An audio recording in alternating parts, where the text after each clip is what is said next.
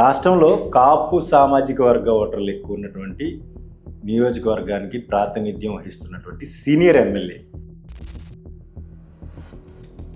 2 ఏళ్లలో ఆయన సాధించిన ప్రగతి ఏంటి, నియోజకవర్గంలో ఎటువంటి పరిస్థితులు ఉన్నాయి, ఆయనతో మాట్లాడే ప్రయత్నం చేద్దాం. సార్ నమస్కారం. నమస్కారం అండి. 2 ఏళ్లలో ఏం ప్రగతి సాధించారంటే ఏం చెప్తారు సార్? నియోజకవర్గం గత ప్రభుత్వంలో జరిగినటువంటి పాలన వల్ల అన్ని వ్యవస్థలు అన్ని రంగాలు కుదేలైపోవటం, గతంలో చూసుకుంటే గ్రామీణ వాతావరణంలో తీసేటువంటి ఏ సినిమాలో అయినా సరే లొల్లలాకులు చాలా స్పష్టంగా అదొక ఐకానిక్ ప్లేస్గా నిలిచే పరిస్థితి. అది చాలా కొంచెం కాంప్లికేటెడ్గా ఉన్నటువంటి ప్రాంతం. అది నీరు ప్రవాహం ఆపలేరు సార్. ఎట్లా నిర్వహిస్తారు సార్? కేవలం వాళ్ళకి 18 నెలల్లో పనులు పూర్తి చేయాలనేది టార్గెట్ పెట్టడం జరిగింది.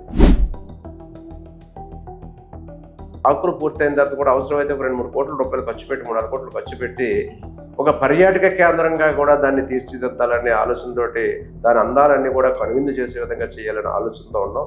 అభివృద్ధికి రవాణా వ్యవస్థ చాలా కీలకం. కానీ మీరు మీ నియోజకవర్గంలో ఉన్నటువంటి రావులపాలెంలో ఫ్లైఓవర్ పడకపోవడానికి కారణం ఏంటి?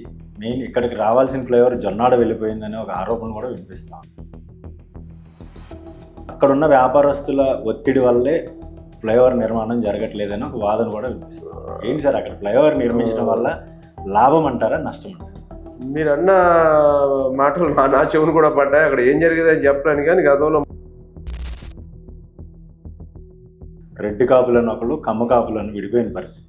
ఏంటి సార్ అసలు విడిపోవడానికి కారణం ఏంటి? రెడ్డి కాపు అనేది అక్కడ కాదు, కానీ ఎవరు ఈ పక్కన ఉంటే ఆ పక్కన వాళ్ళు కొమ్ము కాయడానికి కాపులు కాపు కాసేవాళ్ళు అంటాం. కాపులు అని జనరల్గా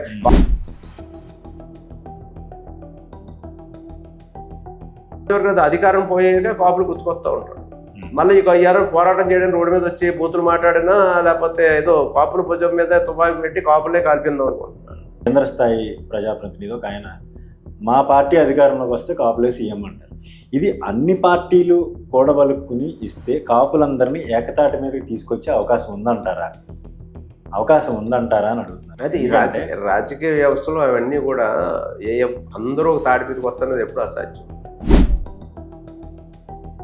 గోదావరి ఏటిగట్లు వరదల సమయం వస్తూ ఉంది. ఏటిగట్లు కానీ లేదంటే దీనికి సంబంధించి గ్రోయిన్స్ కానీ అటువంటి ఏమన్నా దాని మీద దృష్టి పెట్టారా? వరదల సమయంలో పెద్ద ఎత్తున పంట నష్టం జరుగుతూ ఉంటుంది.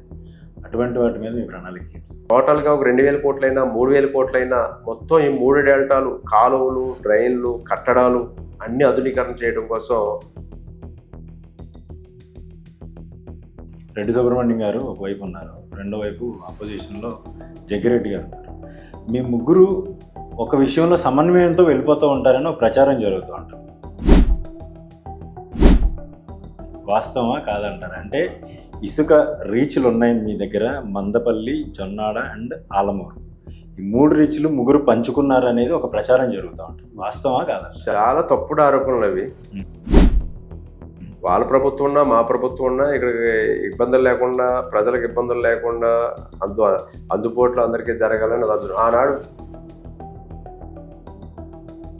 పుష్కరాలకి ఇంకా దాదాపుగా సంవత్సరమే టైం ఉంది సార్. వచ్చే సంవత్సరం ఏడాదికి మనం పుష్కరాలలో ఉంటాం. మనం పుష్కరాలకి ఎటువంటి ఏర్పాట్లు జరుగుతూ ఉన్నాయి? ఎందుకంటే రాజమండ్రి మొదలుకొని ఇటు రావులపాలెం వరకు, కొత్తపేట వరకు కూడా ఘాట్లు ఏర్పాటు చేసే పరిస్థితి ఉంది. ఎందుకంటే గతంలో జరిగిన పరిణామాల దృష్ట్యా రాజమండ్రి కాదు, గోదావరి పరివాహక ప్రాంతాల్లో ఎక్కడ ఘాట్లు ఏర్పాటు చేసినా వెళ్ళాలి అనేది ఒక మెసేజ్ పంపుతూ ఉన్నారు. దానికి సంబంధించి ఎటువంటి ఏర్పాట్లు మన నియోజకవర్గంలో జరుగుతాయి? మన నియోజకవర్గంలో రేపు గోదావరి పుష్కరాలు కూడా భక్తులు ఎక్కువగా వినియోగించుకునే అవకాశాలు ఉన్నాయి. కారణం ఏంటంటే అఖండ గోదావరి కింద ఉన్నటువంటి గౌతమి, వశిష్ఠ నదులు రెండు నదుల మధ్యలోనే మన నియోజకవర్గం మెయిన్ కెనాల్ ఉంది. అదే ప్రతి గట్టు వైపును కూడా ఘాట్లు పెట్టుకోవడానికి చాలా ఘాట్లు ప్రపోజ్ చేసాం. అంటే ఓన్లీ ఘాట్స్ ఏర్పాటు చేయడమేనా? ఇక్కడ వసతి కానీ లేదంటే రవాణాకు సంబంధించి ఏమన్నా ప్రత్యేకమైన ఏర్పాట్లు ఈ పుష్కరాలకు సంబంధించి? వసతి అనేది జనరల్గా ఉన్న వసతులనే ఉపయోగించుకోవాలి. వసతులు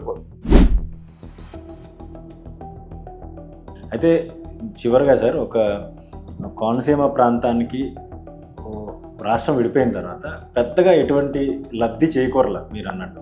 అయితే కోనసీమ రైలు ప్రతిపాదన దాదాపుగా 30 ఏళ్ల పైనుంచి చాలా వరకు, అంటే మనకి కోటిపల్లి వరకు లైన్ ఉంది. తర్వాత ప్రతిపాదన లాస్ట్ గవర్నమెంట్లో జరిగింది, ఇది ప్రీవియస్ మీ గవర్నమెంట్లో. వైఎస్ఆర్సీపీ గవర్నమెంట్ వచ్చిన తర్వాత పూర్తిగా అది మ్యాచింగ్ ఫండ్స్ ఇవ్వకపోవడంతో ఆగిపోయింది. మరొకసారి కూటమి ప్రభుత్వం అధికారంలో ఉంది, కేంద్రంలో కూడా మీకు పూర్తిగా సహకరించేటువంటి బీజేపీ ప్రభుత్వం ఉంది. ఎందుకని అయినా కానీ 2 ఏళ్ళ నుంచి అడుగు పడలేదంటారు సార్? కేంద్ర ప్రభుత్వ ప్రయోజిత పథకాలు కూడా వినియోగించలేని చచ్చు ప్రభుత్వం గతంలో వైసీపీ ప్రభుత్వం, జగన్మోహన్ రెడ్డి గారి ప్రభుత్వం.